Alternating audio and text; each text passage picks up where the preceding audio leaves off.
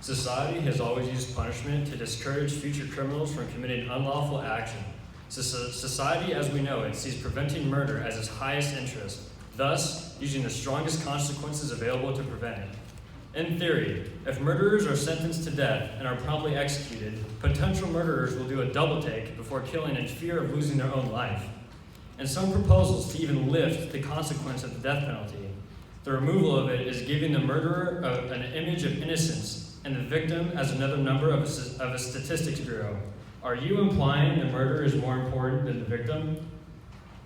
Robbers are put in jail to not frolic in society, nabbing whatever they can get their hands on, much like murderers are locked away and sentenced to death in order to prevent further murders. While on the subject being brought up, there is speculation upon if somebody deserves a second chance. This being very broad, yes, people do deserve a second chance for certain things. Killing somebody is not a situation where a second chance should ever be granted, unless, God forbid, you accidentally, wholeheartedly kill somebody on accident.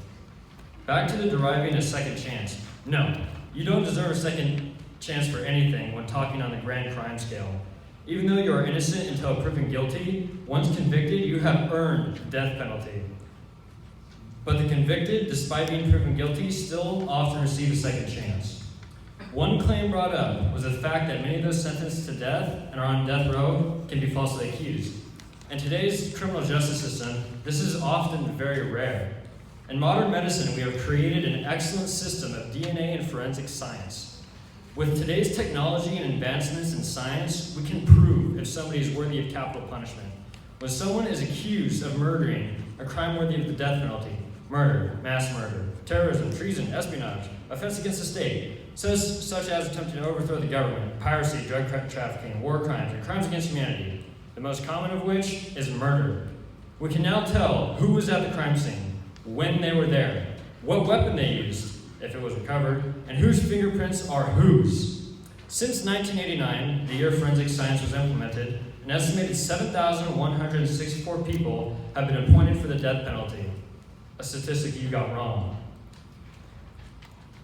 Out of those 7,164 people, all of them were put through our justice system and saw due process through our forensic science department. Of those 7,164 people, 365, another statistic you got wrong, were proven innocent and were released, and all charges were lifted. Furthermore, since the implication of DNA and forensic science, the cases where they were wrongfully accused, the true perpetrators, 162 out of 365, were found and rightfully sentenced.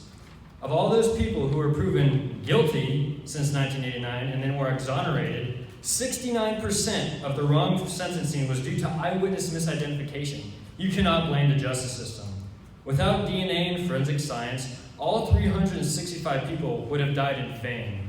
Forensic science is the new judge, jury, and executioner of the justice system. I implore you to seek justice for the victims and bestow righteous consequences upon the guilty. Thank you very much.